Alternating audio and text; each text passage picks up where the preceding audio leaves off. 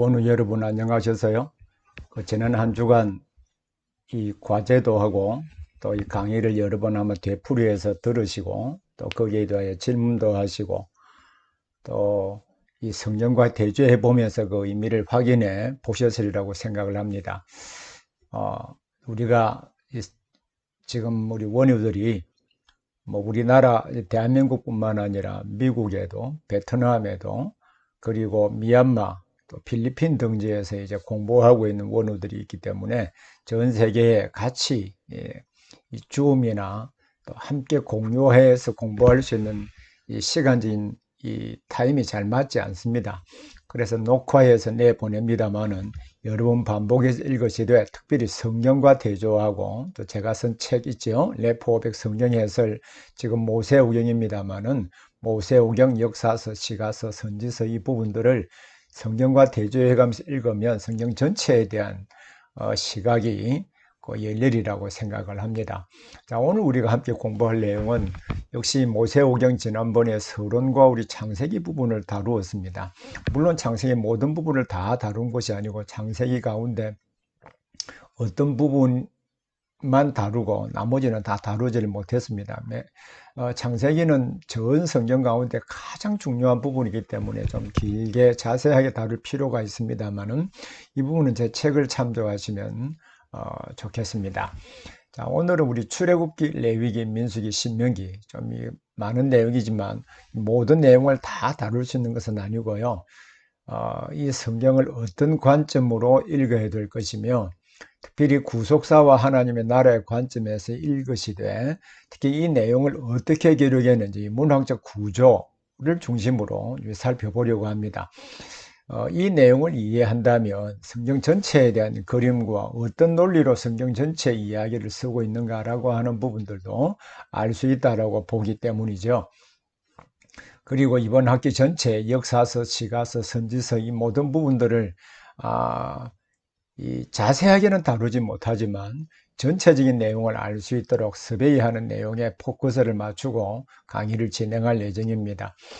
이 녹화를 해 보니까 이 전체 이 분량을 어떻게 조정해야 되는지 이 부분에 대하여 조금 어려움이 있습니다. 그냥 줌으로 강의하면 줌으로 보통 한 3시간, 4시간 이제 시간을 내어서 질문도 받고 또 자연스럽게 강의실에서 이야기하듯이 할 수 있지만 이 녹화해서 내보내는 것은 이 또 다른 이 특성이 있습니다. 그래서 조금 어려움들이 있긴 한데 그럼에도 불구하고 우리 이제 이 성경 전체를 이해하는 이 모세오경 부분들을 좀 자세히 한번 살펴볼 수 있기를 바랍니다.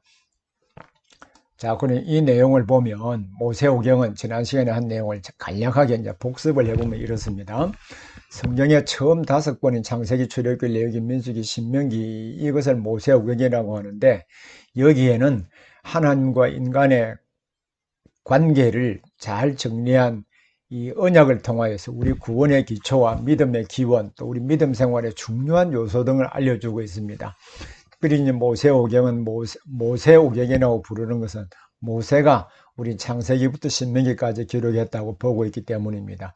그리고 구원 역사와 그 궁극적인 목표인 하나님의 나라의 설례 도면과 거기에 따른 우리 기초를 놓은 내용들이 이 오경에 기록되어 있기 때문에 여러분 이 오경 내용은 좀 자세하게 살펴보면 성경 전권에 대한 우리 시각도 가질 수 있으리라고 생각을 합니다. 자, 모세오경의 문학 장르는 이제 산문이라고 말씀드리는데 그 가운데 창세기, 출애굽기, 민수기는 이야기 방식으로 되어 있고요.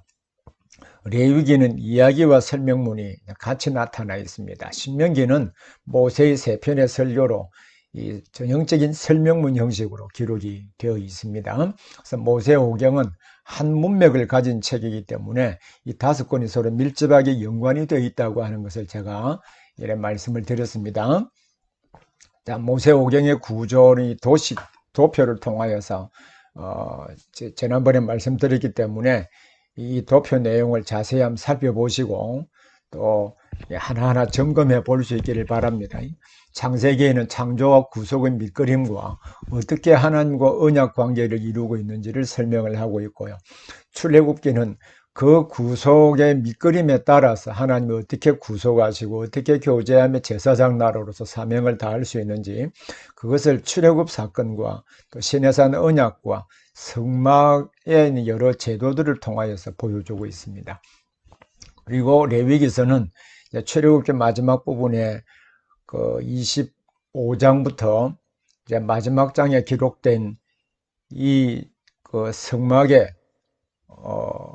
어떻게 들어가서 하나님과 만나 교제하며 또 시내산 언약을 이루며 살 수 있는지, 그것을 제사제도와 제사장의 중보사역과 또 언약 백성의 거룩한 삶을 통하여서 우리 가능하다라고 하는 것을 보여주고 있습니다. 혹시 시내산 언약과 레위기에서 보여준 그 언약을 광야 40년간의 생활에 적용한 내용을 기록하고 있는 것이 신명기서고요. 이 광야 40년간의 생활을 토대로 언약을 지키는 일이 참 중요하다라고 하는 것을 모세의 3편의 설교를 통하여 보여주고 있는 것이 신명기서입니다. 여기에 대한 자세한 내용은 제가 처음에 이 책을 소개해서 말씀드렸습니다만, 제가 소속되어 있는 대한예수교 장로의 고신척에서 종교교육 500주년을 기념하면서 우리 한국교회와 세계교회의 말씀을 바르게 설교하고 성도들이 말씀을 바르게 이해하는 것이 우리 종교교육의 정신을 따르는 것이라고 생각해서 제게 이 책을 위임해서 구약 5권, 신약 3권을 쓰도록 제게 의뢰를 하였습니다. 그래서 현재 지금 이 구약 5권이 나와 있습니다. 그럼 이 책을 구입하시지 않으신 분들은 구입하여서 성경과 함께 읽으시면 제가 이제 강의에 미처 다루지 못한 자세한 부분들도 우리 알 수 있으리라고 생각을 합니다. 자, 우리 오늘 출애굽기부터 다루게 될 텐데요. 창세기에서 보여준 구속사의 밑그림에 따라 하나님이 약속하신 언약 백성들이 약속대로 큰 민족을 이루고 있다라고 하는 그 내용을 지금 출애굽기에서 다루고 있습니다. 특히 창세기 46장 8절부터 27절에 보면 야곱의 전 가족이 애굽으로 내려가는 그 이야기 가운데 먼저 그 계보 약 70명의 야곱의 가족들의 명단이 쭉 나옵니다. 그리고 출애굽기 1장 1절부터 5절에 보면은 그 명단을 요약해서 12지파의 명단으로 딱 요약해서 나옵니다. 그래서 이 두 개가 이 수미상관법으로 연결이 되어 있습니다. 여러분, 수미상관법이라고 하는 것은 성경에 많이 나오는 그 문학적 장치인데요. 수미상관법은 저자가 이야기의 처음과 끝부분에 같거나 혹은 유사한 의미나 표현을 사용하므로 전체가 하나의 단락인 것을 표시해 주고 있습니다. 또 이야기의 통일성을 부여하기도 하고, 더 나아가서 본문의 주제를 이해하는 중요한 단서를 제공하는 수사법이기도 합니다. 이러한 장치는 처음에 나타나는 어구나 절의 중요성을 다양한 빛깔을 가진 논리로 그 타당성을 입증해 가는 그러한 기능을 가지고 있습니다. 성경의 수미상관법에 대한 예는 창세기부터 요한계시록까지 굉장히 많이 있으니까 여러분이 참조하시면 도움이 되리라고 생각을 합니다. 특히 46장 8절부터 27절과 또 출애굽기 1장 1절부터 5절은 그 안에 애굽에 내려간 이 언약 백성의 스토리, 그러면 그 백성들이 어떻게 구원을 받느냐라고 하는 그 내용이 출애굽기이거든요. 아브라함에게 약속하신 그 자손에 대한 약속이 이제 출애굽기에 보면 성취가 되고 있다라고 하는 것을 보여주고 있습니다. 또 애굽에서 구원하신 역사를 통하여서 이스라엘 백성 아브라함과 이삭과 야곱과 언약을 맺으신 그 하나님이 어떤 분이신지를 또 자세하게 보여주고 있죠. 그리고 출애굽기 19장부터 24장에서는 시내산 언약이 기록이 되어 있고요. 25장부터 마지막 40장에는 이 성막 제도를 통하여서 하나님과 어떻게 교제하며 하나님의 나라를 이루시는지를 보여주고 있습니다. 이러한 면에서 출애굽기에 기록된 이 크게 이 3가지 사건은요, 전 성경을 이해하는 일에 매우 중요한 역할을 합니다. 자, 그러면 우리 출애굽기의 역사적 배경을 간략하게 한번 살펴보겠습니다. 출애굽 연대에 대한 대표적인 2가지 관점은요, 초기 연대설과 후기 연대설이 있습니다. 제가 학교에 다닐 1980년대에서는요, 초기 연대설은 보수주의, 후기 연대설은 뭐 자유주의 이런 방식으로 구분하기도 했습니다. 그러나 이것 가지고 뭐 자유주의, 보수주의를 구분하기는 좀 사실상 그 어폐가 있긴 합니다. 자, 그럼에도 불구하고 우리 개혁주의 교회의 이제 이 대표적인 그 우리 견해는 초기 연대설을 받아들입니다. 이 초기 연대설을 받아들이는 것은 우리가 성경에 근거해서 받아들이고 있는데, 물론 성경을 어떻게 해석하느냐, 고고학적인 자료들을 어떻게 해석하느냐에 따라서 차이가 나긴 합니다만은, 우리는 일반적으로 우리 초기 연대설, 출애굽 연대를 주전 1446년으로 보고 있습니다. 이 초기 연대설은 이스라엘을 억압한 바로가 바로 18왕조의 투트모스 3세이고, 또 출애굽 당시의 바로는 아메노텝 2세로 보고 있습니다. 반대로 후기 연대설은 19왕조의 람세스 1세와 세티 1세, 이 사람을 이스라엘을 억압한 바로로 보고 있고요. 람세스 2세를 출애굽 당시에 우리 바로로 보고 있습니다. 이러한 차이를 보이고 있는 이유는 결국 성경 자료와 성경에 기록된 내용이 있잖아요. 성경에 기록된 내용이 제일 중요하거든요. 성경에 기록된 자료와 또 이와 관련된 고고학 자료를 어떻게 해석하는지의 문제와 연관이 되어 있습니다. 그래서 우리는 성경의 출애굽에 관련된 연대를 열왕기상 6장 1절과 사사기 11장 26절에 기록된 연대를 제일 중요하게 생각을 합니다. 열왕기상 6장 1절에 보면 솔로몬이 왕이 된 지 4년에 성전의 기초를 놓았다고 기록하고 있거든요.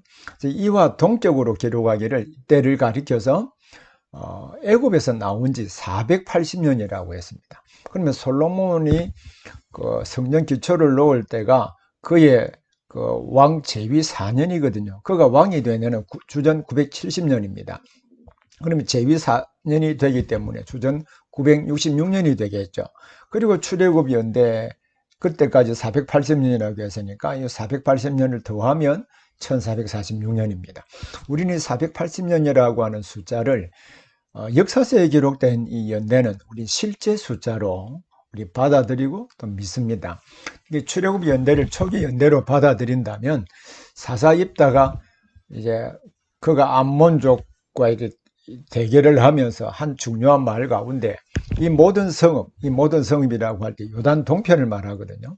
이 모든 성읍에 거한 지 300년이라 라고 했는데, 그때는 요단 동편, 광야 40년 생활 가운데 맨 마지막 해에 요단 동편을 정복하고 또 하나님 말씀에 따라 순종하기만 하면 요단 서편도 정복할 수 있다. 그것을 보여주는 중요한 하나의 신뢰로 보여주고 있거든요. 그때가 주전 1406년으로 일반 보고 있습니다.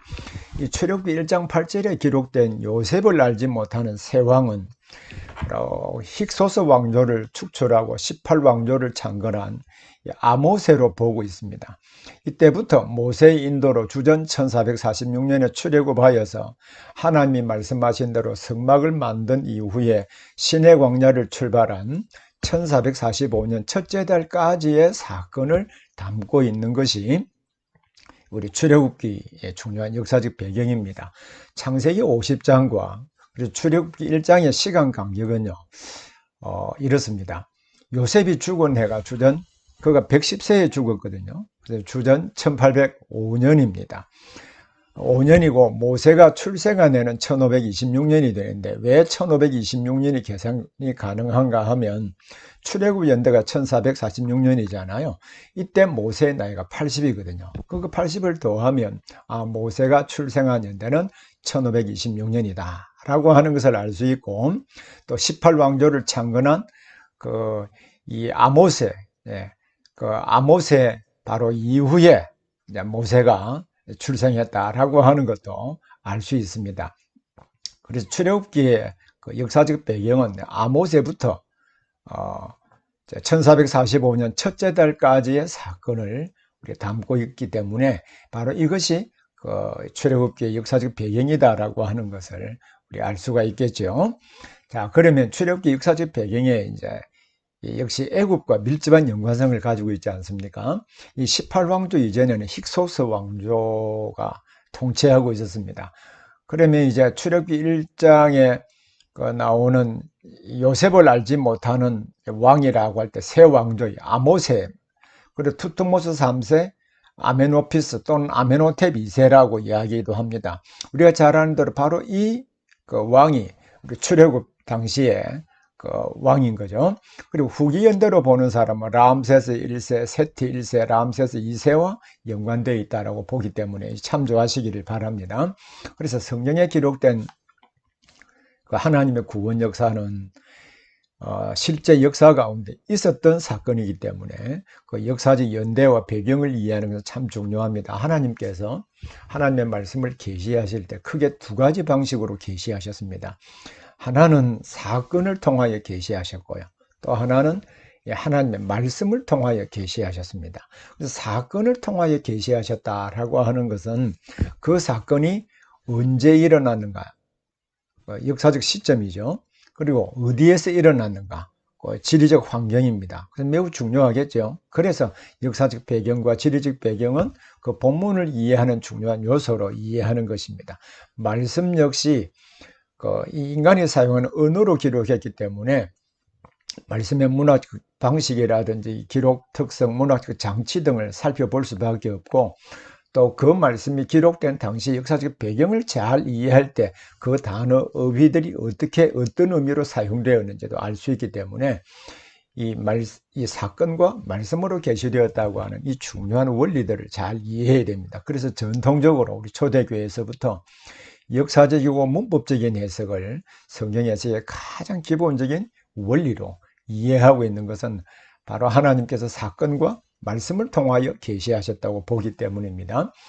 그래서 이 구속사에서 이 출애굽기의 위치는 이 1570년이라고 하는 것은 애굽의 18왕조를 창건한 아모세부터 이제 시내산에서 도착하고 이제 율법을 받고 성막을 완공한 그때까지 역사를 말합니다. 바로 이 시대에 일어난 하나님의 구속 역사가 출애굽기에 기록되어 있기 때문에 이 배경을 중심으로 그 내용들을 하나씩 살펴보도록 하겠습니다. 자, 이 도표는 이것입니다. 사사입다가 암몬 자손과 이제 싸움을 하기 전에 그때가 사사입 18년 동안 암몬이 지배했을 때거든요. 그럼 그때 이제 1106년인데 이때로부터 우리 그 요단 동편에 지금의 이스라엘 땅에 거주한 지가 300년이라고 했기 때문에 우리 1106년이라고 하는 이 연대가 이렇게 가능한 것입니다. 그럼 이때부터 300년을 계산하면 바로 그 시혼을 이기고 길르앗 시혼과 바사론 오국을 치고 이 길르앗 땅을 차지한 바로 그때라고 하는 사실을 우리가 알 수 있습니다. 자, 그리고 아모스에 대해 참고해서 지금 남아있는 이 역사적 고고학적 자료이죠. 투트모스 3세에 대한 자료이고요. 그리고 출애굽 경로에 대한 부분은 우리 출애굽기에서는 부분적으로 나옵니다. 그러나 민수기에 보면은 마지막에 부분에 33장에 보면은 출애굽 전체 경로들을 자세하게 기록을 하고 있습니다. 이 기록을 볼 때, 모세가 그 당시의 역사를 어디에서 머물렀고 어떤 사건이 있었고라고 하는 내용들을 쭉 기록했다는 중요한 이 자료가 있었다는 근거를 보여주기도 하죠. 그래서 민수기 33장 1절부터 49절에 출애굽 전 과정에 이제 그 가나안 땅에 입성하기 전까지의 과정들을 기술해 놓은 것을 참조해서 하나하나 확인해 볼 수 있기를 바랍니다. 지도를 보면요. 자, 람세스 지금 소알 여기서 살고 있었잖아요. 여기에서 이제 이 경로를 따라서 왔다고 보고 있습니다. 그래서 오랫동안 그러면 홍해가 어디냐, 홍해를 갈라진 곳이 어디냐라고 할 때 일반적으로 바로 홍해를 바로 보면 여기에 많은 호수들이 있습니다. 우리가 생각할 때 호수가 작은 호수라고 생각하지만 끝이 보이지 않는 호수들이 바로 여기도 홍해고 여기도 홍해거든요. 또 여기도 역시 홍해라고 일반적으로 보고 있습니다. 그래서 바알스본 맞은편이니까 위치가 되겠죠. 바로 여기가 이제 그 홍해를 가른 그 지점이라고 보고요. 현재는 추정된 부분입니다. 이 정확한 연대를 계산하기도 어렵고요. 또 이것을 호랩산, 신해산이라고 보고 있습니다만 이 역시 이곳이 신해산이라고 하는 명백한 증거가 있는 것은 아닙니다. 그러나 긴 역사 가운데 이곳이 신해산이라고 받아들이고 있거든요. 근데 이 최근에 와서 이 신해산이 바로 지금 사우디아라비아에 있는 이 어느 한 부분에 있을 것이다 라고 추정하는 이제 학자들의 글도 있고, 또 전문적인 학자는 아니지만은 그 지역을 탐사해 본 결과 바로 이 지역이 신해산일 것이라고 생각하는 경향도 있습니다. 바로 이 지도이죠. 이것이 출애굽을 홍해를 바로 이곳을 건넜다라고 추정을 하는 것이죠. 자, 여기에 보면은 이제 이걸 사실 여기도 미디안 당시에 모세가 양을 치던 미디안 광야인 것은 맞습니다. 그래서 바로 이곳을 시내산이라 라고 생각하는데 이것은 더 깊이 생각해 볼 만한 이 여지는 있습니다. 그러나 이것이 정설은 아니기 때문에 그냥 참고해 보시라고 지도를 올려놓았습니다. 자, 그리고 실제 이제 이 출애굽 당시 애굽의 전체 지도를 보면 이 홍해, 이거 아카바만이라고 해서 넓게 말하면 이게 다 홍해죠. 아카바만입니다. 이 고센 땅에서 바로 이 부근에 있는 어떤 한 부분을 지나서 어떤 지역에 왔을 것이다 라고 추정을 하고 있습니다. 근데 우리가 출애굽의 문단을 보면 어떤 책이든지 문단 구분이 다 가능합니다. 특별히 문단 구분 신호들이 일반 지금 우리가 쓰는 책에도 나와 있습니다만은 특히 성경을 구분할 때 문단 구분 신호는 중심 인물을 중심으로 또 시간, 연대를 중심으로 어디에서 일어나 장소, 또 지금 1인칭 시점으로 보느냐 아니면 전지적 시점을 가진 3인칭 화자의 시각에서 보느냐는 시점의 차이, 또 사건이나 내용 전개가 변화된다든지 논리 전환 문구들이 있거든요. 그리고 수미상관법이나 평행구조나 교차 대칭 구조나 삽입구 등의 다양한 문학적 장치를 통해서 우리는 문단 구분을 할 수 있습니다. 특히 출애굽에서는 중심 인물뿐만 아니라 시간과 장소, 이 부분이 매우 또 중요한 부분이기도 합니다. 그래서 이 점을 중심으로 한번 보기를 바랍니다.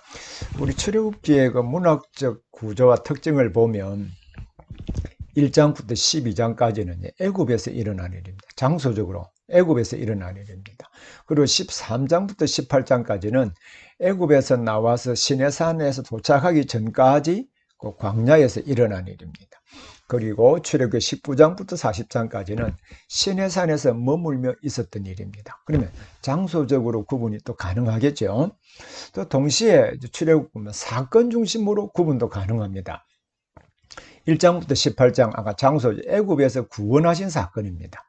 그리고 우리 성경 전체에서도 매우 중요한 부분을 차지하고 있는 것이 시내산 언약인데 시내산에서 언약을 맺는 사건이 19장부터 24장입니다.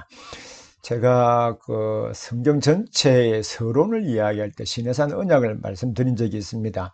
그 파일과 또 강의 내용들을 파일로 제가 우리 무들에 올려놓았으니까 이 부분은 꼭 참조해서 다시 확인해 보기를 바랍니다. 시내산 언약을 맺은 사건이 19장부터 24장입니다. 그리고 성막을 하나님 지으라고 말씀하시고 그 말씀에 따라 완공하는 사건이 25장부터 40장에 기록이 되어 있습니다. 그러면 이 사건이 왜 중요한가? 구약과 신약에서 언약 백성의 중요한 삶의 원리로 믿음을 요구할 때나 윤리적인 삶의 실천을 요구할 때 다 이 세 가지 사건을 항상 인용을 하고 있습니다. 그래서 출애굽기 구조가 굉장히 중요하다는 것을 알 수 있습니다. 출애굽기의 도식화하면 이렇습니다. 출애굽, 하나님이 이스라엘 백성들 1장부터 18장에서는요 어떻게 구원하셨는가, 또 구원한 백성들을 구름 기둥과 또 불기둥으로 인도하실 뿐만 아니라 수많은 기적과 하나님의 돌보심으로 인도하신 내용들이 18장까지 기록이 되어 있죠. 그리고 19장부터 24장에는 시내산 언약이 기록되어 있는데 구원받은 이스라엘 백성들은 여기에서 언약을 맺으시면서 어떻게 하나님을 사랑하고 섬기며 교제할 수 있는가, 하나님 주신 계명을 지키는 데 있습니다. 어떻게 살아야 언약에 담긴 복을 누릴 수 있는가, 역시 이 계명을 지키는 일에 있죠. 어떤 삶의 특성을 드러내어야 언약의 궁극적인 목표인 하나님의 나라를 이루어갈 수 있는가. 그래서 여기에 시내산 언약의 계명을 통하여서 이것을 보여주고 있는 것이죠. 그리고 성막 제도를 통하여 성막의 임재에 계신 하나님을 어떻게 만나고 교제할 수 있는가. 여러분, 이것은 신앙생활의 본질적인 부분이잖아요. 오늘도 우리가 하나님 아버지라고 부르면 그 무한하시고 초월해 계신 하나님, 아버지로서 우리 안에 내주해 계시면서 우리와 교제하신 분이잖아요. 우리 신앙생활의 본질은 하나님과 우리와의 만남과 교제에 있습니다. 특히 이 성막 제도를 통하여 보여주고 있거든요. 그리고 또 이 성막을 주신 중요한 목적은 어떻게 신의 산 언약을 지켜서 그 언약에 담긴 복을 누릴 수 있는가. 그리고 언약의 목표인 하나님의 나라를 이루어가는 것이 어떻게 가능한가. 바로 이 점을 이제 이 성막 제도를 통하여 보여주고 있습니다. 그리고 성막 이야기의 구조를 보면 이것도 역시 매우 흥미있는 구조로 이루어져 있습니다. 하나님께서 성막 기구들에 대한 규정을 25장부터 31장에 자세하게 설명을 하시거든요. 그러나 우리가 모세가 하나님이 주신 돌판을 가지러 시내산 정상으로 올라간 이후에 아주 중요한 사건이 하나 일어나죠. 32장부터 34장에 바로 금송아지 숭배로 언약을 이래 깨어졌습니다만은 이 언약을 모세 중보자 사역을 통하여 다시 세우는 내용이 기록이 되어 있습니다. 세우고 난 뒤에 성막 기구들의 규정대로 다시 만드는 내용이 반복적으로 기록이 되어 있죠. 바로 이 구조를 통하여 무엇을 보여주고자 하는 것인가? 이 언약의 말씀을 믿고 순종하는 것이 중요하다. 또 한 가지는 이 언약 관계를 유지하기 위해서는 이 중보자가 역시 필요하다. 물론 모세가 당시에 중보자로 역할을 했습니다만 오늘날은 이 모세가 예표하고 있는 대로 예수 그리스도가 오심으로 우리 예수 그리스도의 중보 사역을 통하여서 하나님의 계명을 온전히 지키는 것이 가능해졌습니다. 이것을 역시 출애굽기에서 중요한 부분들을 이제 밑그림으로 이렇게 보여주고 있다 하는 것을 알 수 있습니다. 이러한 위에서 오경은 아무리 강조해도 지나치지 않습니다. 그럼 출애굽기의 주제는 이 문학적 구조를 통하여 잘 알 수 있듯이 하나님이 애굽의 속박에서 이스라엘을 구원해 내시고 그들과 언약을 맺어서 언약 백성의 특권과 책임을 보여주시고 이 일을 위하여 성막을 주셔서 하나님과 만나고 교제하게 하신다라고 하는 것이 중요한 주제입니다. 자, 그러면 이 기록 목적이 무엇일까요? 그것은 하나님이 아브라함과 맺은 언약을 기억하시고 성취하신다는 것을 보여주려는 것입니다. 이를 통하여서 언약 백성으로 사는 것이 중요하다는 것을 알게 하려는 것이겠죠. 그리고 하나님의 온 역사의 주가 되신다는 사실을 이 출애굽기를 통하여 보여주어서 그를 온전하게 믿도록 도전하는 데 있습니다. 동시에 시내산 언약을 통하여 언약 백성은 어떤 삶을 살아야 하나님과 교제할 수 있는가, 이것도 보여주는 일에 중요한 목표가 있습니다. 자, 그럼 출애굽기의 문학적 구조는 그리고 아까 사건 구조로, 사건을 중심으로 전체 구조를 이해하는 것이 본문 자체를 이해하는 일에 큰 도움이 됩니다. 물론 장소적으로 애굽에서 시내산에 도착하기 전까지, 그리고 시내산 이런 것도 가능하긴 합니다만 중요한 내용을 볼 때는 이 세 가지 사건을 중심으로 구분하는 것이 바람직하겠죠. 애굽에서 구원하심과 인도, 시내산 언약, 성막 제도를 통하여서 보여주고 있습니다. 이 출애굽기 안에서 우리가 다루어야 될 내용들이 정말 많습니다. 그 출애굽기의 모형을, 성막 제도의 모형을 보면 이렇습니다. 이 모형은 제 책에 자세하게 설명이 되어 있고 길이, 넓이, 의미가 무엇인지도 설명해 놓았으니까 꼭 참조하기를 바랍니다. 자, 성막을 단면도로 그리면은 지성소, 성소, 자, 이 번제단이 있죠, 물두멍이 있죠, 그다음에 떡상입니다. 그리고 또 이 등대, 향단, 언약궤에 있습니다. 자, 이것을 그림으로 그리면 이렇죠. 이것을 또 잘 기억하고 또 책과 비교해 보면 각각의 어떤 의미가 있는지, 하나님이 왜 자세한 규정을 주셨는지도 알 수가 있습니다. 특히 우리는 성전, 이 성막의 개념에 대해서도 우리가 잘 이해할 필요가 있습니다. 왜냐하면 이 신약과 또 우리의 구원과 밀접한 이 관계를 가지고 있고, 또 성전 개념을 잘 이해할 때 오늘 우리 성도가 어떤 존재인가라고 하는 부분, 또 장차 우리가 들어가길 하나님의 나라가 어떤 곳인가라고 하는 것도 이 성전, 성막 제도를 통하여 알 수가 있거든요. 이 성전 제도의 가장 중요한 것은 하나님이 프레전스, 그곳에 임재해 계시고 말씀하신다라는 것입니다. 출애굽기 25장 8절에 보면 내가 그들 중에 거할 성소를 나를 위하여 짓되. 자, 그리고 여러분 여기 출애굽기 25장 22절에 내가 거기서 너와 만나고, 29장에서는 번제단에 번제를 드릴 때 내가 거기서 너와 만나고 그에게 이를 말씀하시리라 라고 하고 있거든요. 하나님과 만나 교제하는 핵심적인 장소가 구약시대의 성막과 성전이었습니다. 동시에 우리 이 성전에는요, 하나님이 통치하시는 장소이기도 합니다. 자, 조금 전에 제가 법궤 하나 보여드렸죠. 여기에 보면 그룹이 2개 있습니다. 그죠? 이 그룹은, 이 법궤는 우리가 장차 들어가게 돼요. 성경에 보면은 하늘 보좌의 그 환상을 몇 군데 보여주셨습니다. 우리가 잘 아는 이사야서 6장이라든지 에스겔 1장이라든지 요한계시록 4장에 하늘 보좌의 모습을 부분적으로 보여주신 일이 있죠. 그게 보면 이제 하늘 보좌 주변에 서랍들이 서 있습니다. 이것은 하늘 보좌의 형상을 말합니다. 그리고 자, 여기에 보면 사무엘하 6장 2절에 보면 하나님이 두 그룹 사이에 좌정하시고, 좌정한다라고 하는 것은 그냥 자리에 앉는다는 의미가 아니고요. 영어로 하면 enthrone인데 왕이 앉는 보좌에 앉는다. 보좌에 왜 앉을까요? 하나님이 통치하신다라는 의미입니다. 근데 참 흥미로운 것은 예수님이 십자가에 죽으심으로 그 의미를 성소 개념으로 설명해 주고 있다는 것이죠. 그것은 마가복음의 저자인 마가도 그렇게 설명하고 있고, 역시 마태복음의 저자인 마태도 그렇게 설명을 하고 있습니다. 마가복음 15장 37절 38절에 보면요, 예수께서 큰 소리를 지르시고 숨지시니라. 예수님의 십자가 죽으심의 의미를 이에 성소 휘장이 위로부터 아래로 찢어져 둘이 되니라 라고 했잖아요. 휘장은 죄를 지은 사람은 하나님이 임재해 계시는 지성소 안에 하나님의 교회에 하나님 앞에 나갈 수 없다. 그것을 보여주는 것입니다.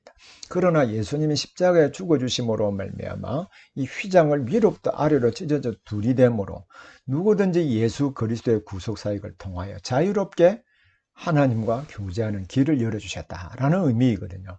이 개념을 역시 히브리서 저자가 10장에서도 우리 사이에 막힌 담을 흘러내시고 하늘 성소로 자유롭게 왕래할 수 있는 길을 열어주셨다라고 설명을 하고 있습니다.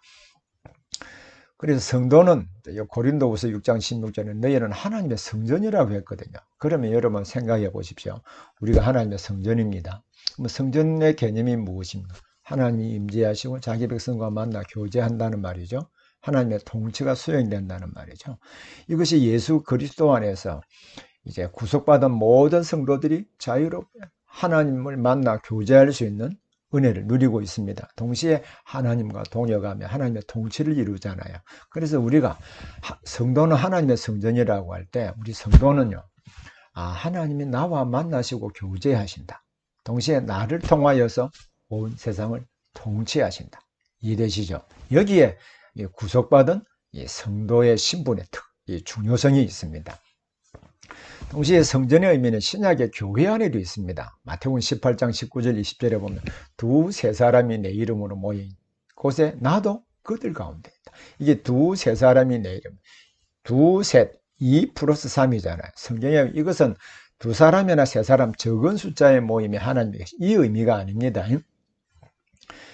여러분 성경에 보면 어떤 숫자 x에다가 더하기 1, 자 아모스 1장에 보면 너의 서너 가지 죄로 인하여 라고 하면서 한 가지만 지도했어요. 이 서너 가지라고 하는 것은 3 플러스 1이거든요. 그 3이 4입니다. 오늘 우리나라 문화원에도 내가 너에게 이 말을 한 것이 한두 번이냐? 하나, 둘, 한 번, 두 번이라는 말이 아니고 여러 번 했다는 말이죠. 그래서 여기에 두세 사람이라고 하나님의 교회 공동체를 말합니다. 하나님의 교회, 적지 않은 수를 말하거든요. 그래서 두세 사람이 내 이름으로 모이고 즉 교회 가운데 하나님이 임재해 계시고 우리와 만나시고 교제하신다. 동시에 요한계시록 21장 1절부터 27절에 보면 성전은 완전한 새 예루살렘이 어떤 곳인지를 잘 예표해 주기도 합니다. 여러분 이 부분은 제가 당부하건대 꼭 성경을 찾아서 확인해 보기를 바랍니다. 이런 솔로몬 성전을 열왕기상 6장 20절에 보면 20규빗, 20규빗, 20규빗으로 짓습니다. 한 규빗은 45cm, 일반적으로 규빗은 라틴어입니다. 이 라틴어인데 원래 암마라고 해서 팔꿈치 길이를 말하거든요. 그러면 이 암마라고 하는 것이 왜 규빗으로 되어 있나? 이제 성경을 쭉 번역하는 과정 가운데 독자들이 알기 쉽도록 하기 위해서 이 라틴어로 된 이 규빗이라고 하는 용어로 이제 전환이 되었습니다. 그래서 한 규빗이 45cm로 보고 있는데 이 성전의 지성소가 가로 세로 높이가 똑같잖아요.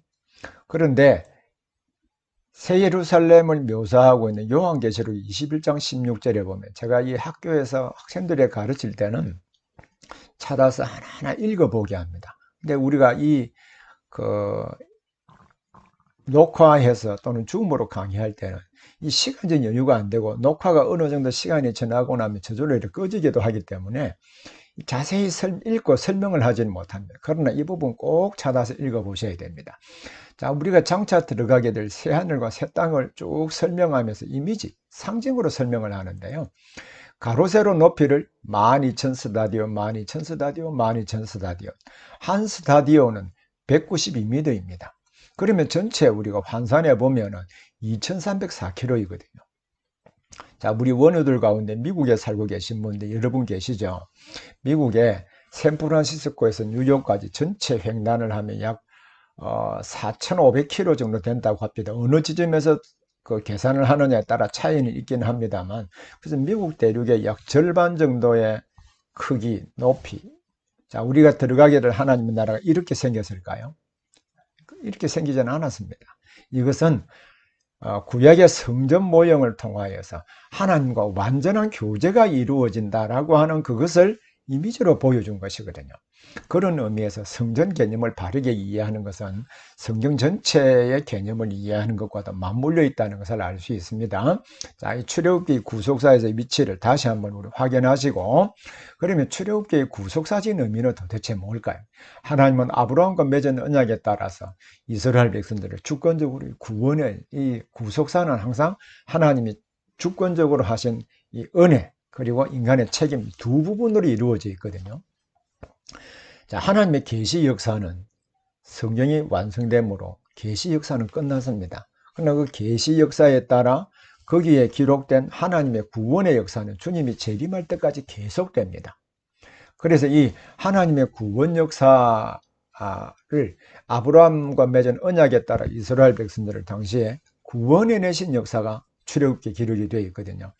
이는 이들의 후손을 통하여서 그리스도를 보내어서 세상을 구원하시기 위함인데 이 역사는 역시 계속되고 있습니다.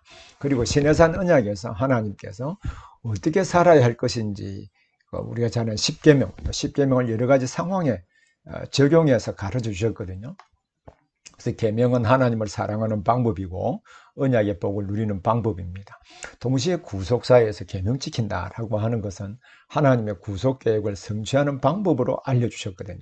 그리고 성막 제도를 통하여서 하나님과 교제하며 이 하나님의 구원 역사를 이루어 갈 수 있도록 하나님의 은혜를 우리에게 베풀어 주셨습니다.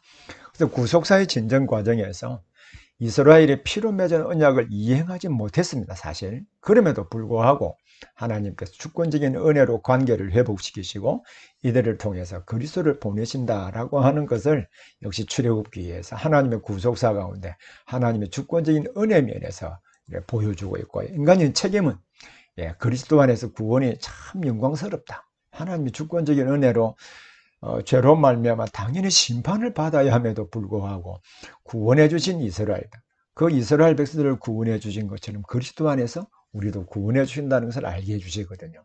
그리고 계명을 지키는 일이 우리 중요합니다. 계명을 지켜야 하나님과 만나 교제하는 은혜, 또 하나님의 통치를 함께 동역하며 이루어갈 수 있거든요.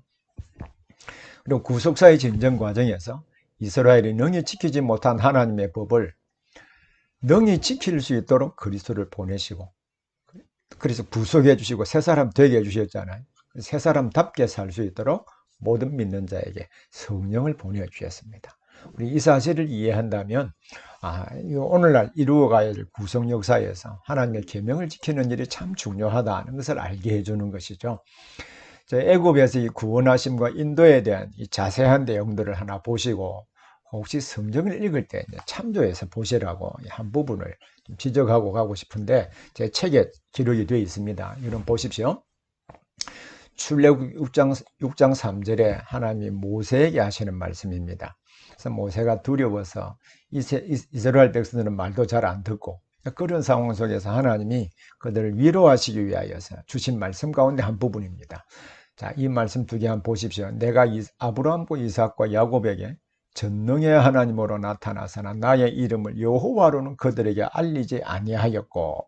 자, 그러면 창세기 22장이나 17장이나 또 기타 여러 군데 보면 하나님이 여호와로 나타났습니다. 그럼 그 부분은 어떻게 이해해야 될까요? 자, 근데 이거는 이 번역을 잘못해서 그래요. 이것은 히브리어의 의문사가 하로 시작하거든요. 히브리어 하로 시작하는데, 의문사가 없는 의문문입니다. 자, 의문사가 없는 의문문으로 특기기는 수사 의문문입니다. 자, 한번 보십시오. 내가 아브라함과 이삭과 야곱에게 전능의 하나님으로 나타났고 나의 이름을 여호와로 그들에게 알리지 아니하였느냐 라고 했을 때, 이 의미가 그냥 직설법으로 이해하는 것하고 수사 의문문으로 이해하는 것은 완전히 다르죠. 여호와로 그들에게 알려주셨다. 즉 언약을 맺은 당사자가 여호와시잖아요. 그러므로 여호와께서 항상 그 당시뿐만 아니라 지금 출애굽 당시에도 항상 하나님이 지키시고 인도하신다라고 하는 것을 이제 보여주고 계시거든요.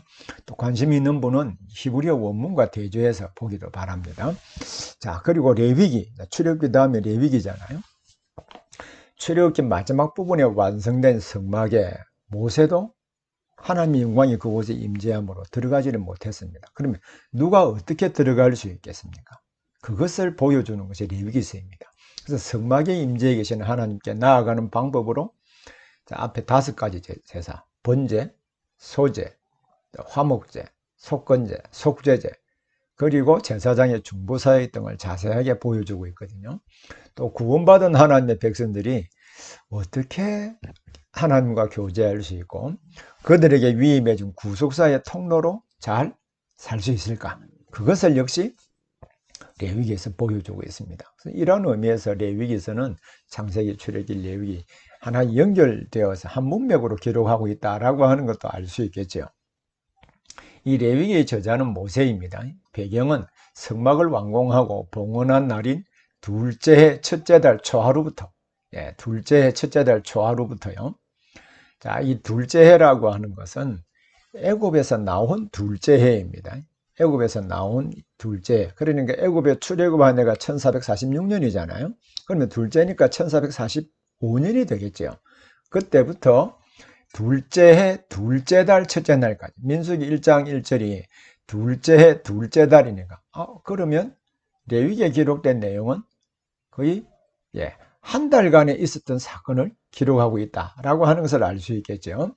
그래서 여호와께서 시내산에서 언약을 주실 때에 레위기가 이 시내산 언약과 밀접한 연관성이 있다라고 하는 것을 보여주고 있습니다. 그래서 시내산 언약의 문맥에서 레위기서를 이해해야 된다는 말입니다. 그래서 1445년 한 달부터 1445년 한 달입니다. 한 달간의 스토리를, 구속 역사 스토리를 기록하고 있는 것이 레위기입니다. 레위기는 바로 이 시내산에서 있었던 사건을 이제 성막 제도를 좀 더 자세하게, 성막에 어떻게 들어가 하나님과 교제할 수 있는가, 이 점을 좀 자세히 설명하고 있다라고 할 수 있겠죠.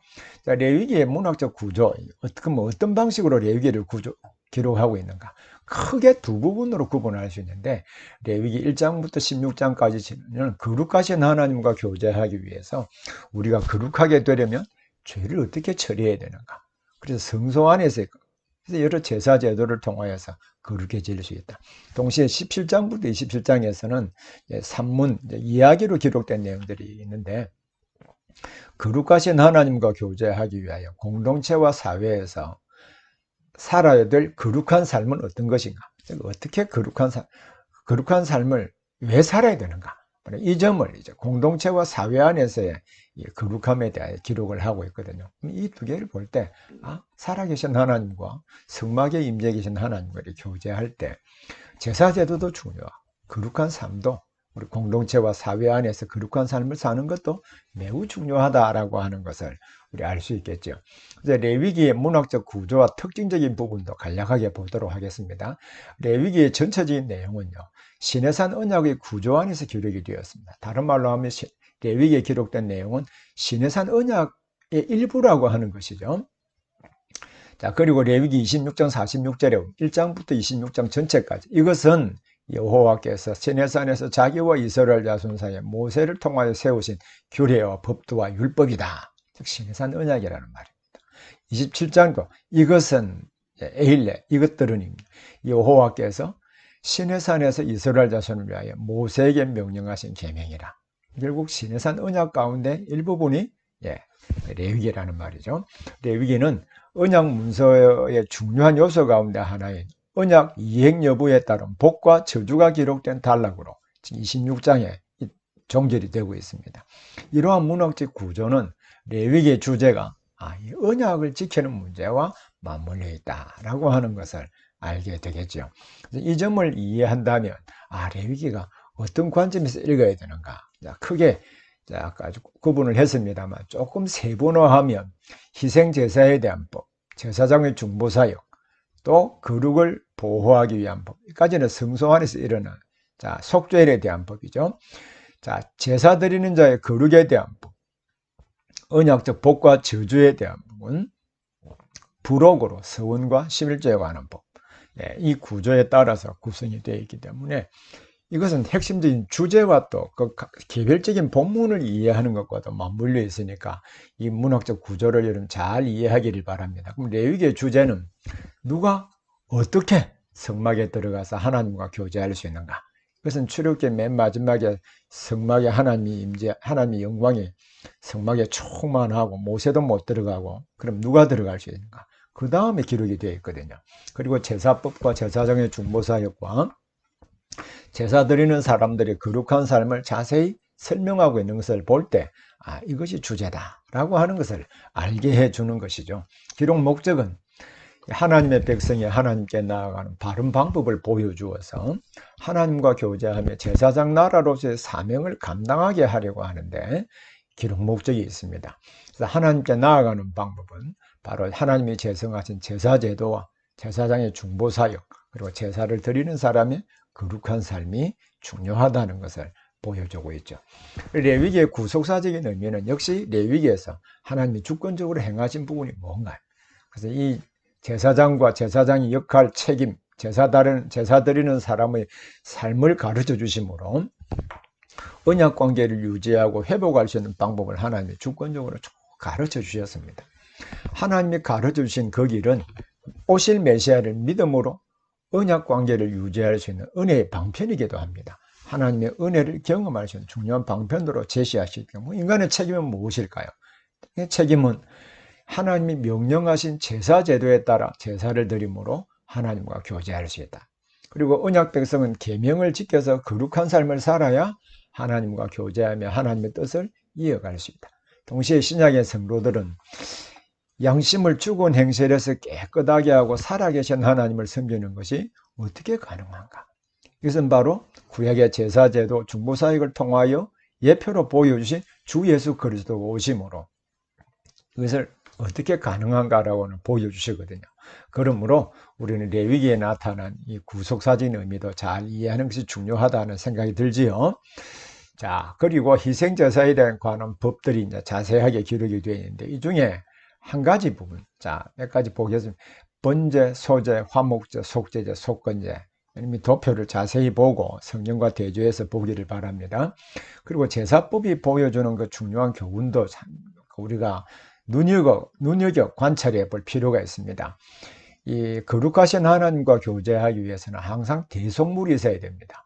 그리고 제사 드리는 예물에다가 여러분 안수를 누가 할까요?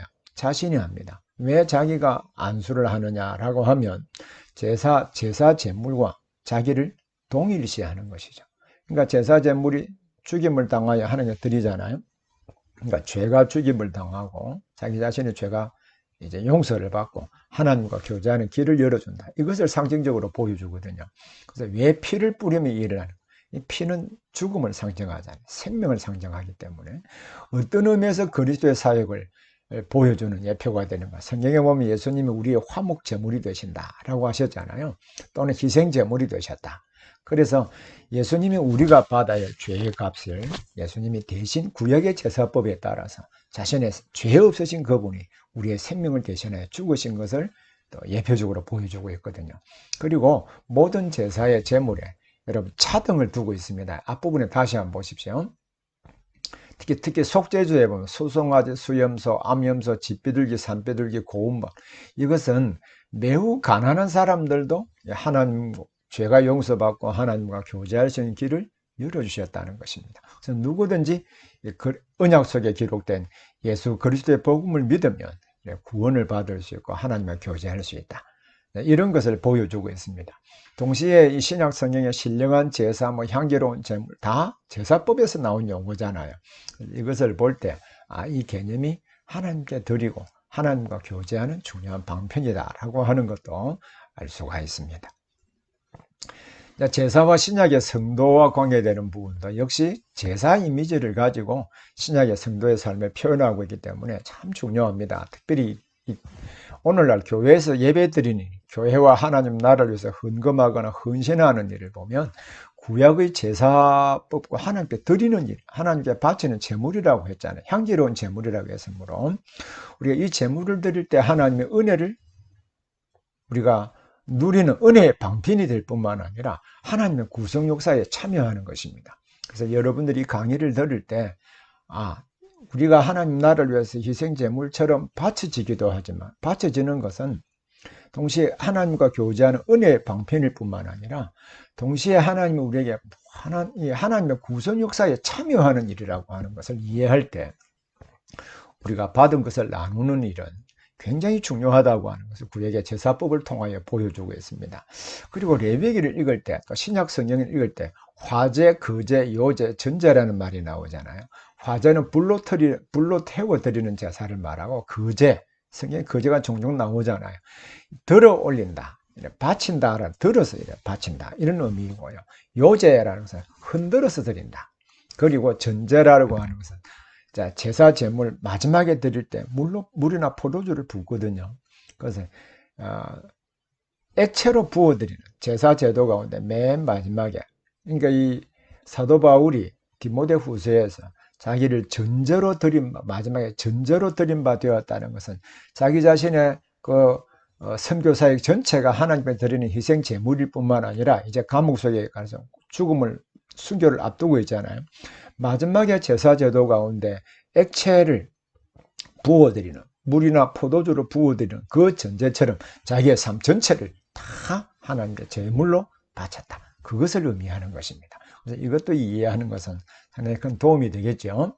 그리고 제일 마지막에 이 서원 부분은 이 역시 시내산 언약이거든요. 그러니까 이 서원과 11조가 하나님 나라 복음을 위해서 매우 중요하다고 하는 것을 보여주기 위해서 맨 마지막에 부록으로 기록해 놓았습니다. 그리고 특히 서원하는 부분에 있어서요, 하나님께 어떤 것을 얻기를 원하거나 받은 은혜의 감사나 사랑을 표현하는 방법 가운데 하나가 서원이기도 하거든요. 그러나 이 서원은 의무적인 것이 아니고요, 이 옵션, 선택적인 것입니다. 할 수도 있고 안 할 수도 있고. 그래서 이 켈로그라고 하는 이 신학자가 레위기를 주석하면서 하나님의 은혜를 경험해 본 사람은 더 큰 은혜를 얻기 위해서 하나님께 헌신하고 드리게 된다라고 했습니다. 첫 열매와 11조에 관한 부분, 사실 의무 규정이고요.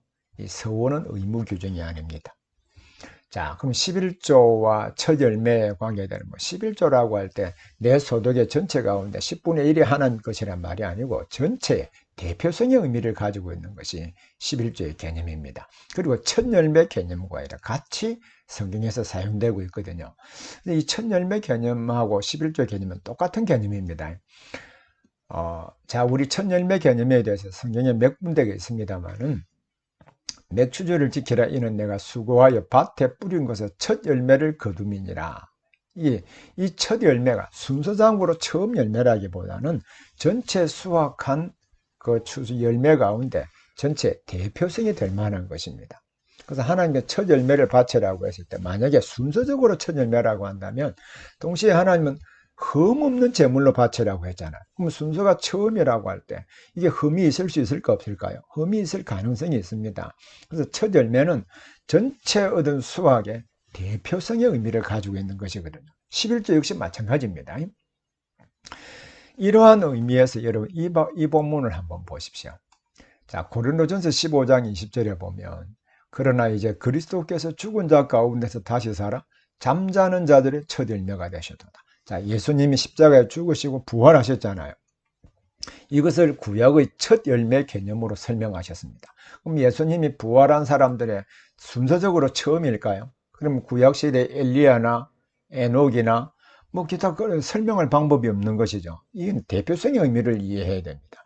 예수님이 자, 그를 믿는 모든 사람들의 대표로 부활하심으로 그와 세례를 받음으로 연합된 모든 사람도 그리스도처럼 몸이 부활하는 것처럼 우리도 몸이 부활한다.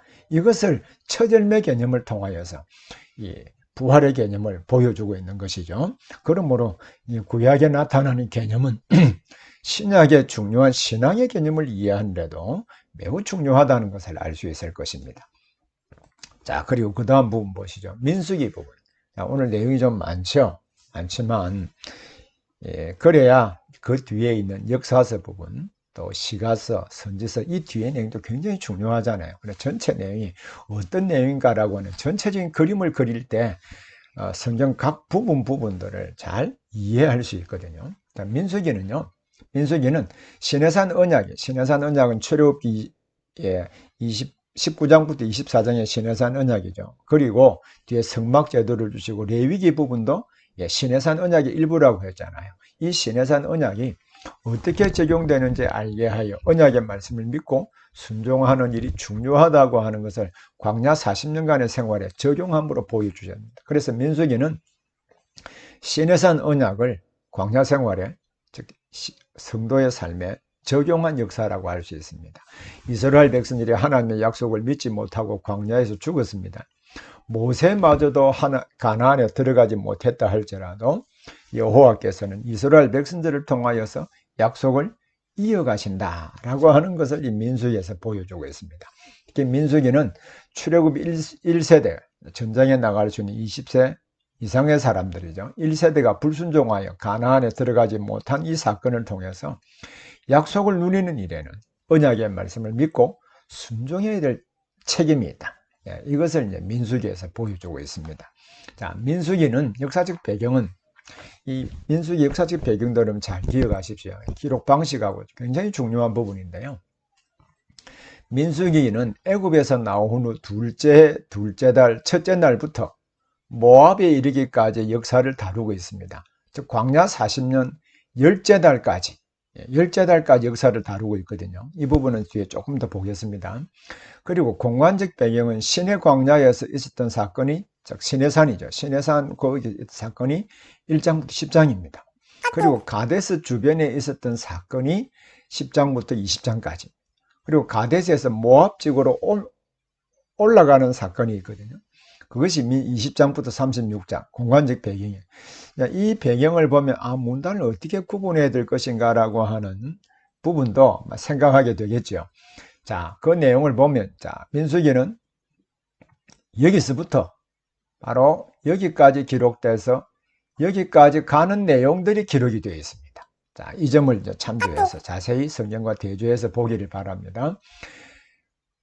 그래서 레위기 마지막 부분이잖아요. 그래서 애굽에서 나온 둘째 달부터요. 애굽 가나안 땅에 들어간 해가 1406년이니 그때 이제 입성을 하잖아요. 그때까지인데 바로 그의 마지막까지, 자, 신명기 직전까지 1407년 이제 그 10번째 달까지의 역사가 하나님의 구속사가 기록된 것이 민수기입니다. 민수기의 문학적 구조와 특징들을 보면 자, 아주 흥미로운 부분인데요. 광야 생활 둘째 달, 첫째 날부터 둘째 달 19번째 달까지. 자, 1장 1절부터 10장 10절까지가 19일간의 이야기입니다. 19일간의 이야기. 그리고 날짜는 언급되지 않았습니다만 광야 40년간에 포함된 기간이 민수기 10장부터 19장까지거든요. 이 제일 긴 내용입니다. 자, 이 굉장히 긴 내용이죠. 그리고 광야 40년 기간 중에 마지막 10달 부분이 20장부터 마지막까지 기록이 되어 있습니다. 20장부터 마지막까지 이제 기록이 되어 있는데요. 자, 그러면 가운데 부분, 둘째, 날짜는 언급되지 않았으면 광야 40년간에 포함된 이 기간에 38년 동안 기록된 있었던 이 사건이 제일 많겠지요. 예. 그런데, 자, 군단을 자, 어떤 방식으로 저자가, 모세가 기록했는지 보십시오. 장소로 보면은 시내 광야입니다. 시내 광야에서 가데스로 가는 여정이죠. 그래서 가데스에서 모압까지 가는 여정으로 이 장소적으로 구분하면 이렇습니다. 자, 장소로 구분하면 자, 보십시오. 19일간 약속의 땅으로 들어가기 위한 준비와 행전이 19일 동안, 광야에서 불평하고 반역한 역사가 38년간의 역사를 11장부터 19장까지, 20장부터 36장까지는 10달간에 있었던 중요한 사건을 여기에서 기록을 하고 있습니다. 이 내용도 10달간의 이야기지만 결코 적은 이야기 아닙니다. 긴 내용을 다루고 있잖아요. 자, 근데 이 구조를 따라서 올슨이라고 하는 신학자가 이 신명기서를 가장 잘 썼다고 평가를 받습니다. 첫 번째 세대, 하나님의 약속을 믿지 않아 광야에서 죽은 세대의 이야기를 1장부터 25장.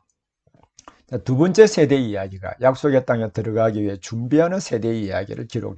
이 구분도 역시 무시할 수가 없습니다. 왜냐하면 맞거든요. 그러면 우리는 전체를 이해할 때 그러면 어떻게 구분해서 이해하는 게 좋겠는가? 이 부분은 자, 여기서 이걸 보기를 바랍니다. 약속의 땅에 들어가기 위한 준비와 행진은 19일간의 이야기잖아요. 그리고 광야에서 불평하고 반역하는 스토리 38년간의 이야기. 약속의 땅에 들어가기 위한 새로운 준비가 10달인데요.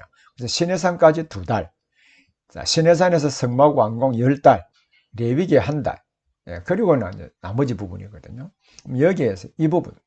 자, 이 부분입니다. 이 부분을 보면 5가지의 사건만 기록이 되어 있습니다. 아, 이스라엘 백성들이 하나님의 애굽에서 구원해내시고 하나님의 택한 백성임에도 불구하고 왜 약속의 땅 가나안에 들어가서 그 복을 누리지 못하는가? 그 이유가 설명이 되어야 되잖아요.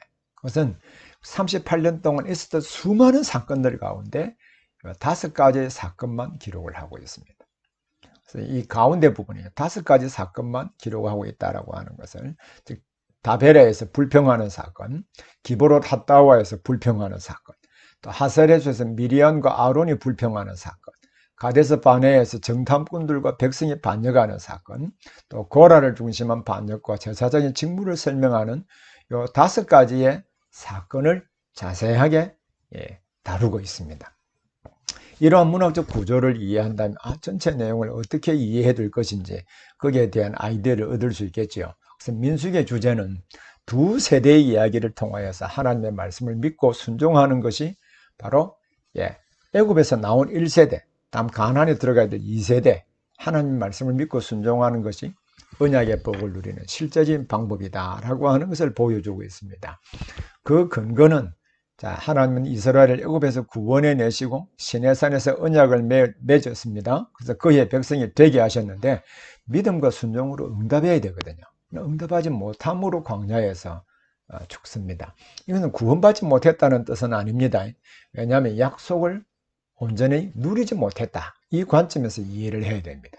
그래서 불신과 반역으로 말미암아 애굽에서 나온 첫 세대는 광야에서 죽습니다. 그리고 이제 약속의 땅 가나안에 들어가서 그 땅을 차지하는 실제적인 그 목적을 성취하기 위해서 이것이 얼마든지 가능하다. 이것을 믿음과 순종하기만 하면 가능하다.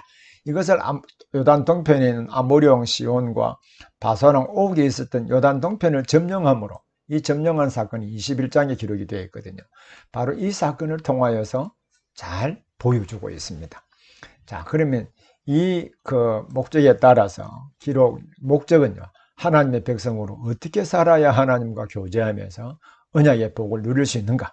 또 어떻게 제사장 나라로서, 제사장 나라라고 하는 것은 하나님과 인간 사이에 중보자 역할을 하는 것이 제사장이잖아요.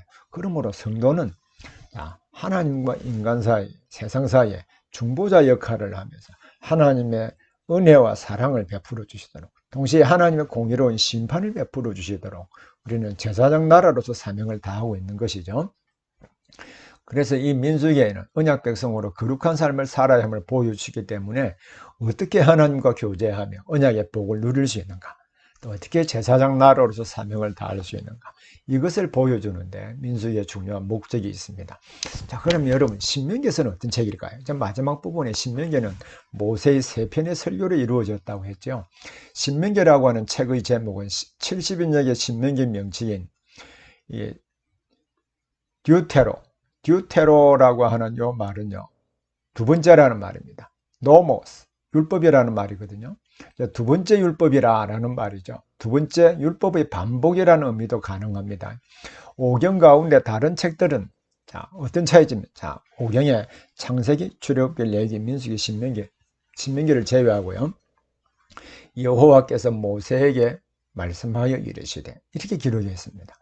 그러나 신명기에서는 모세가 이르기를, 모세가 설명하기를, 이렇게 되어 있거든요. 그래서 창세기부터 민수기까지는 여호와께서 이르시되, 여호와께서 화자로 말씀하시고 모세가 그것을 받아서 전달하는 형식으로 되어 있습니다.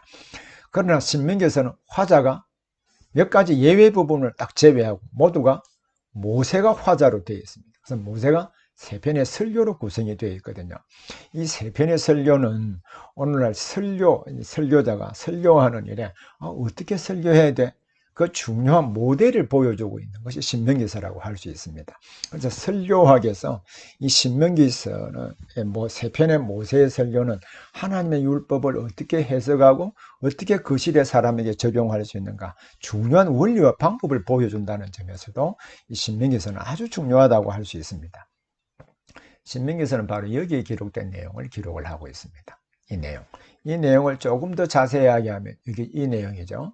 신명기서 마지막 2달간의 스토리를, 2달간의 이제 요단 동편 땅을 정복하는 스토리, 그리고 1달간은요 모세가 죽었잖아요. 모세를 죽고 난 뒤에 1달간 애곡하거든요.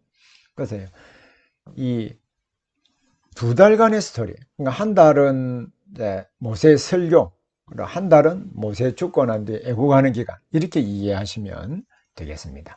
자, 신명기의 역사적 배경은 이렇습니다.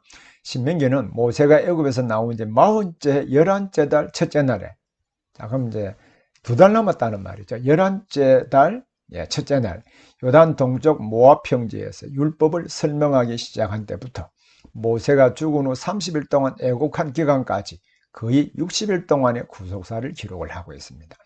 모세는 그의 지도자의 지위를 여호수아에게 물려주고 곧 들어가게 될 가나안에서 복된 삶을 살기 원해서 이 세 편의 설교를 통해서 가르쳐주고 있습니다. 특히 모세는 이 세 편의 설교를 통해서 율법의 중요성과 의미를 설명하고요, 이 법을 지키는 일이 이스라엘의 미래와 직결되어 있다라고 하는 것을 다양한 논리를 통하여서 설명을 하고 있습니다. 그래서 신명기서는 어떤 의미에서 신학적인 해설서라고도 말할 수 있습니다. 율법 해설서라고도 말할 수 있는데 그만큼 신명기서는 참 의미 있는 책이기도 합니다. 자, 신명기의 문학적 구조는 특징들이 어떻게 되어 있을까? 자, 오경 가운데 다른 책들은 하나님이 모세를 통하여 율법을 주셨습니다만 신명기에서는 모세가 율법을 다시 설명하는 형식으로 되어 있습니다. 딱 예외는 이 부분입니다. 31장 이 부분, 32장 이 부분, 하나님께서 여호수아와 모세를 불러서 말씀하시는 내용이거든요. 자, 신명기에 기록된 언약의 고대 근동의 봉신조약과 매우 유사합니다. 이것은 하나님이 이 말씀들을 잘 이해할 수 있도록 당시에 사람들이 잘 알고 있는 툴을 사용해서 전달했다, 이것을 알 수 있거든요. 그리고 신명기의 문학적 구조와 특징, 문단 구문의 중요한 근거는 어떻게 되느냐?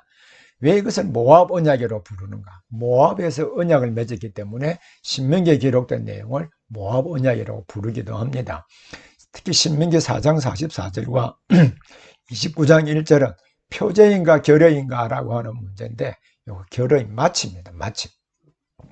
그래서 여기에 따라서 문단을 자, 구분을 하는데, 이런 문단 구분의 근거를 한번 자세히 보십시오. 사장상 모세가 이스라엘 자손에게 선포한 율법은 이러하니라. 그리고 29장 1절에 호렙에서 이스라엘 자손이 세우신 언약 외에 여호와께서 모세에게 명령하여 모압 땅에서 그들과 세우신 말씀은 이러하니라. 이 말씀 이러하니라 끝에 나오는 부분이거든요. 그러면 레위기서 마지막 부분에도 이것은 율법이니라, 이것은 계명이라, 구조가 똑같지 않습니까? 그래서 이 근거에 의해서 구분한다면 이렇습니다. 신명기 서론이 1장 1절부터 4절까지고요. 모세 3편의 설교 1장 5절부터 4장 44절까지가 첫 번째 설교, 4장 45절부터 29장 1절이 두 번째 설교, 또 신명기 29장 2절부터 32장 47절이 세 번째 설교, 그리고 모세의 축복, 모세의 죽음, 그리고 새 지도자 요수아를 세우시는 이 내용이 기록이 되어 있습니다. 그럼 이러한 구조를 이해하는 것은 개별 본문들을 어떻게 이해해야 되느냐라고 하는 것과 맞물려 있습니다. 그래서 전체 구조 또 논리를 이해하지 못하고 이 개별 본문들을 바르게 해석할 수가 없습니다. 다른 말로 하면 이제 문맥, 각각의 개별 본문은 문맥을 떠나서 이해할 수 없다는 말이기도 합니다. 그리고 성경 전체의 문맥에서 창세기, 출애굽기, 레위기, 민수기, 신명기가 어떤 그 의미를 가지고 있느냐, 또 그리스도 안에서 이해할 때 바르게 해석을 할 수 있다고 보는 것이죠. 신명기의 주제는요, 언약 백성은 하나님의 법을 지켜야 약속의 땅에서 복과 은혜를 누리며 제사장 나라로서 사명을 다할 수 있다는 것을 보여주고 있습니다. 그래서 오늘날에도 마찬가지입니다. 예수 그리스도 안에 구속받은 성도들은요, 하나님의 계명들을 지켜야 구원의 은혜를 누릴 뿐만 아니라 이 땅에서 제사장 나라로서 사명을 다할 수 있습니다. 자, 이러한 부분을 이 신명기 안에 근거해 모세는 군주인 하나님과 봉신인 이스라엘 사이에 맺은 언약을 근거로 이스라엘은 하나님의 말씀을 지켜 행하는 일이 참 중요하다고, 이것이 그들의 미래를 복되게 한다고 하는 사실을 여러 차례 세 편의 설교를 통하여 강조하고 있습니다. 이 신명기의 기록 목적은요, 모세는 이스라엘 백성들이 주의 명령과 법도를 지켜 행한다면 들어가게 될 가나안 땅에서 복과 은혜를 누리게 된다, 이것을 보여주는 데 목표가 있고요. 또 아브라함과 맺은 언약에 따라 무조건적인 은혜로 언약에 참여하긴 하지만 그의 언약에 담긴 복을 누리는 문제는 조건적인 성격을 가지고 있다, 이것을 역시 신명기에서 보여주고 있습니다. 그래서 언약 백성이 법을 지키지 못함으로 하나님의 징계를 받아서 환난을 당한다 할지라도 회개하고 여호와께로 돌아오기만 한다면 다시금 그 관계를 회복시켜 주신다는 것을 보여주는데도 이 신명기서의 중요한 기록 목적이 있습니다. 그래서 모세의 이제 첫 번째 설교를 내용 구조를 보면, 하나님께서 지금까지 모압 평야까지 오기까지 인도하신 역사적 사실을 쭉 회고하고, 그리고 그 하나님의 은혜를 쭉 말씀하고 난 뒤에 하나님의 규례와 법도를 지키는 일이 참 중요하다, 이것을 말씀하고요. 그래서 법과 규례를 지키는 일이 왜 중요한가 하는 그 근거를 매우 길게 자세하게 설명하고 있죠. 그리고 도피성에 대한 규례를 설명하고 마지막 마침으로 설교 내용이 구성이 되어 있습니다. 이 첫 번째 설교이고요. 두 번째 설교는 굉장히 많죠. 특히 이제 마지막 부분에 신명기 28장 1절부터 4절의 복에 대한 내용들, 그리고 28장 15절부터 68절의 저주에 관한 내용들. 그러면 책을, 성경을 꼭 펴가지고요, A, B, C 꼭 한번 읽어보십시오. 읽어보면 이 문법적 구조와 단어, 어휘, 또 이 저주에 관하여 그 단어와 어휘, 문법적 구조가 똑같습니다. 단 차이는 복, 저주, 이 용어만 차이지 그 사용되는 어휘와 문법적인 구조가 똑같습니다. A, B까지는 똑같습니다. 그리고 구체적으로 복을 해설하는 내용이 다르거든요. 이것은 하나님께서 그 내용들을 잘 이해할 수 있도록, 원래 성경이 기록될 때는 우리 읽기 위한 목적으로 처음에 기록된 책이 아니라 읽어주기 위한 목적으로 기록되었다고 했거든요. 여러 차례 말씀드렸는데요. 그래서 성경의 말씀을 쭉 읽을 때, 소리 내서 읽을 때 머릿속에 그 개념과 논리가 배열이 되거나 머릿속에 그림이 그려질 수 있도록 성경이 서해졌거든요. 그래서 이 내용들을 잘 이해하고 전체적인 그림을 보면 그 본문, 개별 본문도 잘 이해할 수 있으리라고 생각을 합니다. 특히 이 모압 언약이 왜 중요한가라고 하는 것은 자, 그 뒤에 기록된 책이 역사서이거든요. 다음 시간부터 살펴볼 내용이 역사서인데 여호수아, 사사기, 룻기, 사무엘상하, 열왕기상하, 역대기상하, 에스라, 느헤미야, 에스더까지가 모두 다가 이 언약의 말씀을 적용하고 언약의 말씀에 따라 하는 복을 주시기도 하고 언약의 말씀에 따라 저주하기도 하는 또 거기서 그 언약의 말씀에 따라 이루어진 그 내용들을 중심으로 기록을 했습니다. 엘리야 선지자가 수년 동안 비와 이슬이 있지 아니하리라고 선언한 내용이 나오는데 이것은 자, 조금 전에 이야기한 이 부분에 해당되는 것이거든요. 자, 그리고 시돈의 사르밧 과부가 복을 받습니다. 이방 여자잖아요. 이방 여자가 왜 복을 받? 이 역시 요 저주의 내용에 기록된 내용입니다. 여기에 하나님의 언약 백성들이 말씀을 지키지 않음으로 말미암아 그들을 시기 나도록 하기 위해서 이방인에게 복을 베풀 것이다. 그렇게 말씀하고 있거든요. 그렇게 볼 때 역사서를 이해할 때도 역시 신명기서를 잘 이해하는 것은 매우 중요하다는 것을 알 수 있습니다. 또 아람 군대가 사마리아를 포위했을 때 성 안의 사람이 굶주려서 아이를 잡아먹잖아요. 이 역시 저주 안에 포함된 내용이고요. 또 요나가 니느웨에 하나님 말씀을 선포하자 니느웨가 회개할 때 은혜를 베푸시잖아요. 역시 이방인들에게 복과 은혜를 베푸심으로 하나님의 백성들에게 시기심이 생겨나게 하려는 것이기도 합니다. 그래서 여러분 이 본문을 찾아서 꼭 확인해 보셔야 됩니다.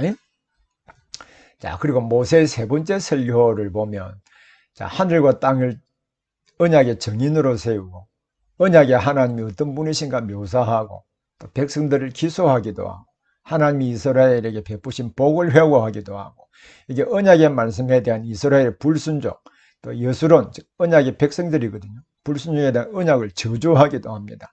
다른 신들의 무능력 또 여호와의 자기 백성에 대한 옹호와 하나님이 심판하시는 내용들을 기록하고 있는데 여기 형광펜으로 기록한 부분은 그럼 이스라엘 백성들에게 모세가 세 번째 설교에서 막 저주 형식으로는 막 두 개의 부분을 기록을 하고 있는데 정작 모세가 이스라엘 백성들이 그가 지금 저주를 막 이야기하고 있는 대로 그 저주를 받기를 원했을까요? 실제로 모세는 이스라엘 백성들이 하나님 말씀을 온전히 믿고 순종하여 저주를 받는 것이 아니라 은혜와 복을 받아서 하나님의 거룩한 백성으로 제사장 나라로서 하나님의 사랑받는 백성으로 그 땅에서 영원히 살기를 원했습니다. 그럼에도 불구하고 이 부분은 어떤 사람은 예언이라고 말하기도 하는데 물론 예언적인 성격이 없는 것은 아닙니다. 이것은 반어법으로 말한 것입니다. 이런 반어법으로 기록되었다고 하는 것을 잘 이해할 필요 있습니다. 본래의 뜻을 강조하거나 표현의 효과를 높이기 위해 실제 뜻하는 바와 반대로 말하는 수사적 장치가 반어법입니다. 속마음과 반대되는 표현으로 말하고자 하는 의미를 강조하기 위한 수사법이 반어법이거든요. 그러면 모세의 속마음은 이스라엘에 불순종하는 것이 아니라 순종하여 복을 받기를 원합니다. 그럼에도 불구하고 불순종함으로 받게 될 그 저주를 이야기하므로 절대로 이러한 결과는 있어서는 안 된다라고 하는 온전히 하나님의 말씀을 법을 지키는 것이 중요하다. 이것을 말하기 위해서 그의 세 번째 설교 가운데 많은 부분이 반어법으로 기록이 되어 있는 것을 기억하기를 바랍니다. 자, 구속사에서의 신명기는 마지막 2달간의 이야기라고 했죠. 여기서부터 이제 가나안 땅에 들어가게 되는데요. 이 구속사는 특히 신명기에서는 그의 설교를 통하여서 지난 40년간의 광야 생활을 쭉 회고하고 이스라엘은 하나님이 선택하신 백성이라는 점을 반복해서 강조하고 있습니다. 이것은 하나님의 택한 백성이기 때문에 하나님이 지키신다. 이 점을 이제 계속 강조하고자 하는 것이죠. 또 모세는 하나님이 이스라엘을 성민, 거룩한 백성으로 강조하셨고 앞으로도 그렇게 하실 것을 반복하여서 강조하고 있습니다. 자, 모세가 바로 이 점을 강조한 것은 이 이유 때문입니다. 하나님이 주권적인 은혜로 이스라엘을 언약 백성으로 삼으셨다는 것입니다. 이것이 언약 백성의 특권입니다. 그러면 책임은 무엇일까요? 언약 백성들이 하나님의 언약 백성으로 특권에 따른 은혜를 누리려고 한다면 언약의 말씀을 지켜야 한다는 것입니다. 바로 이 조건을 충족시키지 못한다면 이스라엘은 가나안에서 언약 백성으로서의 특권을 누릴 수 없을 뿐만 아니라 천하 만민이 구원을 얻는 이 축복의 통로로서 책임을 감당할 수 없기 때문입니다. 근데 이스라엘 역사를 쭉 보십시오. 불순종함으로 말미암아 주전 722년에 북왕국 이스라엘은 아수르에 의해서 멸망을 당했고요. 주전 586년에 바벨론에 의해서 남유다까지 멸망을 당했습니다. 자, 이 점을 볼 때 이 인간의 책임, 언약 백성으로서의 책임을 이행하는 문제는 구원의 은혜를 누리는 문제요. 맞물려 있음을 알 수 있습니다. 그래서 신명기에서 율법을 지켜야 함을 강조하는 것은 이스라엘은 하나님의 구속사에서 책임 있는 역할을 감당해야 될 특별한 위치에 있는 사람으로 보기 때문입니다. 이와 같이 예수 그리스도 안에 구속받은 여러분들도 오늘 이 시대의 운명과 또 여러분 축복의 통로로서 여러분들이 사역하는 모든 지역에 제사장 나로서의 사명을 잘 감당하기 위해서 이 하나님의 계명을 지켜 행해야 된다는 사실을 기억할 수 있기를 바랍니다. 자, 오늘은 여기까지 공부하겠습니다. 자, 긴 내용을 오늘 살펴보았습니다만은 여러분 이 내용, 강의 내용을 여러 번 이래 들을 뿐만 아니라 또 제 쓴 책 있잖아요. 레포 500 성경연설의 모세오경 성경과 대조해서 쭉 읽어보면서 우리 성경이 어떤 책인지 또 이것이 신약과 어떻게 연관되는지 오늘 우리에게 어떻게 적용되는지 이 점을 깊이 공부해 볼 수 있기를 바랍니다. 여러분 긴 시간 동안 수고하셨습니다.